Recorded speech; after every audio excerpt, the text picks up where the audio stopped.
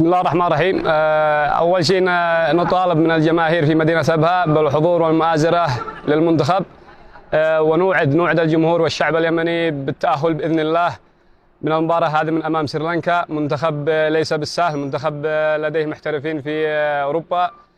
منتخب السريلانكي أصبح منتخب متطور، وإحنا الحمد لله لدينا لاعبين كويسين ممتازين ولاعبين محترفين، وإن شاء الله نوعد الجمهور والشعب اليمني بالتأهل بإذن الله.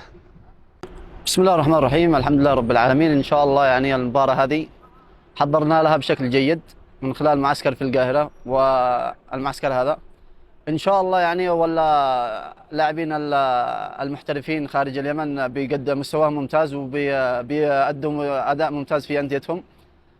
إن شاء الله يعني إحنا يعني مباراة الذهاب بتكون إن شاء الله يعني نحسمها من البداية، مع بغض النظر عن الإياب، يعني إن شاء الله ندخل لها بكل جاهزيتنا وبكل ثقلنا.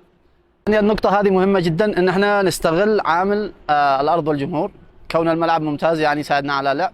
أيضا استغلال الفرص وتهديف أكثر عدد ممكن من الأهداف لكي نضمن من الذهاب، يعني مش نضمن من الذهاب بس لكي نذهب إلى مباراة الإياب بأريحية.